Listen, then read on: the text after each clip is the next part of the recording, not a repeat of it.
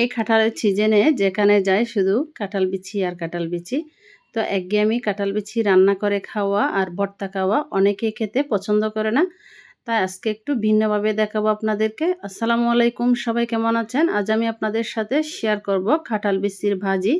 এভাবে একবার কাঁঠাল বিচির ভাজি বাসায় করে দিবেন, দেখবেন আপনাকে প্রতিদিন এটাই করে দিতে হবে। এই ভাজিটা খেতে এতটা টেস্ট হবে, আমি নিজেই প্রথমবার এটা ট্রাই করেছি। আমার মেয়েদের তো অনেক পছন্দ হয়েছে এই রান্নাটা। এমনিতে কিন্তু ওরা কাঁঠাল বিচি খেতে পছন্দ করে না একদম।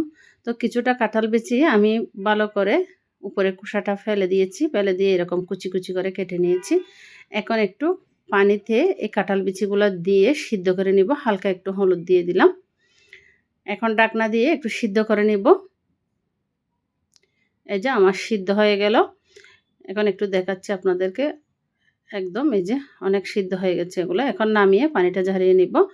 একটা ফ্যানের মধ্যে কিছুটা পরিমাণ সরিষার তেল দিয়ে দিলাম, আর দিয়ে দিলাম কিছুটা কালো সরিষা আর কিছুটা জিরার ফোড়ন দিয়ে দিলাম। দিয়ে দিব একটি বড় সাইজের পেঁয়াজ। পেঁয়াজটা আমি এতক্ষণ ভাজবো যতক্ষণ না একদম লালচে একটা কালার চলে আসতেছে, ততক্ষণ একটু পেঁয়াজটা ভেজে নিব। এই যে পেঁয়াজটা মোটামুটি ভাজা হয়ে গেল। এখন আমি এখানে দিয়ে দিব সেই সিদ্ধ করে রাখা কাঁঠাল বিচিগুলো দিয়ে দিব, যাতে করে কাঁঠাল বিচির গায়ে যে পানিটা আছে সেই পানিটা একটু শুকিয়ে যায়। এভাবে করে পেঁয়াজের সাথে ভালো করে মিশিয়ে নিব।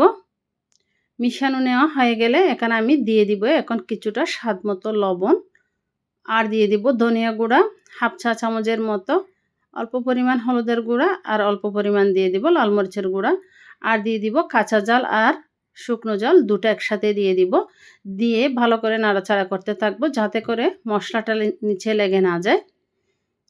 তো আপনারা এই কাজটা অবশ্যই করবেন, ভালোভাবে নাড়াচাড়া করে নিতে হবে মশলাটা যাতে কাঁঠাল বিচির গায়ে গায়ে লেগে যায়। আমি ততক্ষণ কাঁঠাল বিচি আর মশলাগুলো ভেজে নেব, একদম যতক্ষণ না শুধু শুকনো শুকনো হয়ে আসছে, তেলটা বের হয়ে আসছে।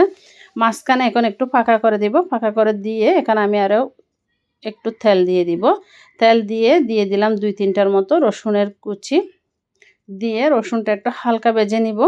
হালকা ভেজে নেওয়া হয়ে গেলে এখন আমি এখানে দিয়ে দিব 2টা ডিম।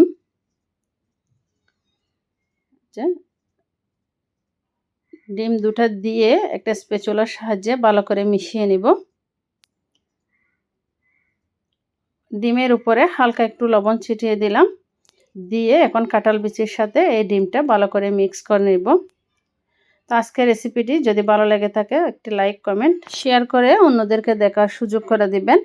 আর নিত্য নতুন রেসিপি পেতে এই পেজটিতে ফলো দিয়ে সাথে থাকতে পারেন। যদি ইউটিউব চ্যানেল থেকে আমার রেসিপিটি দেখে থাকেন তাহলে চ্যানেলটি সাবস্ক্রাইব করে পাশে থাকবেন।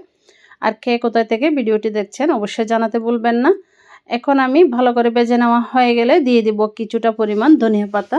নামানোর আগে ধনিয়া পাতাটা দিলে হবে।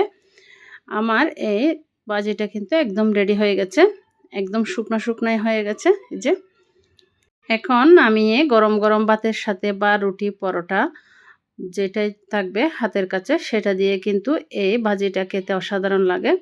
তো আজকে এই পর্যন্ত। আল্লাহ হাফেজ।